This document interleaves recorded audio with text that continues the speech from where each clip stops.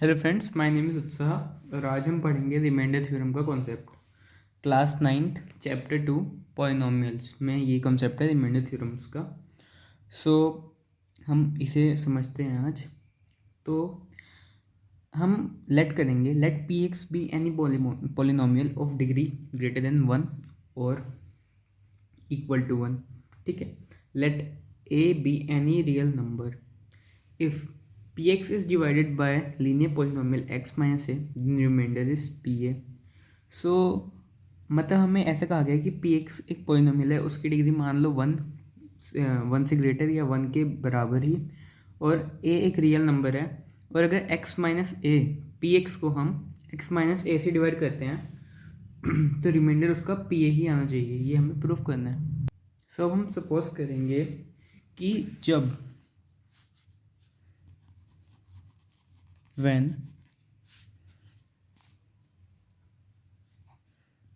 px is divided by x minus a, the quotient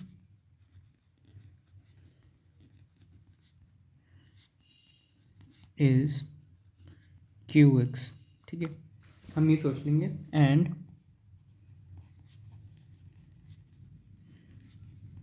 reminder is rx। That is जब हम x minus ए से divide करेंगे इस px को, तो मान लेते हैं हमारा जो रिमाइंडर आएगा वो r ऑफ x होएगा, और जो हमारा क्वोशिएंट है वो हमारे q ऑफ x के बराबर है। ठीक है।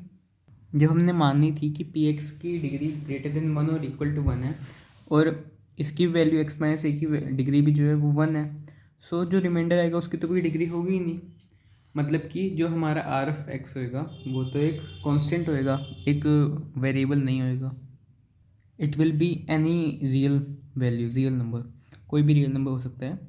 सो हमने कहा since the degree of x minus a is 1 and the degree of r of x is less than the degree of x minus a, कि इसकी तो 1 है और इसकी तो उससे कम होगी, माइनस में तो हो नहीं सकती, मतलब इसकी 0 ही होगी।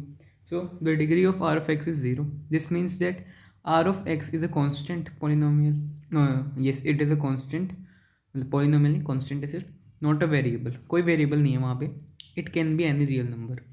ठीक है। अगर ये ज़ीरो है, ये कांस्टेंट है, तो इसकी कोई भी एक्स की हम कोई भी वैल्यू यहाँ पे रखे आएगा तो हमारे पास रिमाइंडर आर के बराबर ही ना। हमने लेट कर लिया कि R X is equal to constant, let it be R. ठीक है, आर के बराबर है इसकी वैल्यू। अगर मैं क्या कहते हैं इसकी किसी भी वैल्यू को यहाँ पे पुट करूँगा एक्स की, for any value of X R X will be R. अगर मैं यहाँ पे x की वैल्यू 1 पुट करूँगा तो कुछ भी नहीं होएगा, क्योंकि यहाँ पे तो r इंटू एक्स की पावर 0 है, डेट इज़ एक्चुअली 1, वो खुद ही 1 है। तो x की पावर चाहे मैं 1 रखूँ यहाँ पे, चाहे मैं 0 कुछ भी रखूँ, 5 6 7 8 9 कुछ भी, जिस किसी की भी पावर अगर 0 होती है तो 1 होता है। ये हमने लॉज ऑफ एक्सपेरिमेंट्स भी पर रखे हैं। अगर x की पावर 0 है मतलब वो 1 है। ठीक है। अगर 579 की पावर 0 है मतलब वो 1 है। ये हमने लॉज ऑफ एक्सपोनेंट्स चैप्टर 1 में कवर कर लिया है। So for any value of X R X will be R. ठीक है, कि एक्स की पावर तो 0 ही है, तो हम इसे सिंपली आर भी लिख सकते हैं। तो इससे हम क्या कह सकते हैं? सो हम कह सकते हैं therefore P X will be X minus A into Q X plus R. R X नहीं आर, क्योंकि हमें पता है आर ही होएगा वो तो। ठीक है।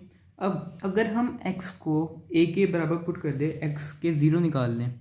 ठीक है, x माइनस ए इक्वेशन के अगर ज़ीरो निकालेंगे हम, x माइनस ए को हम ज़ीरो के बराबर पुट करेंगे तो हमारे पास x इज इक्वल्स टू ए आ जाएगा।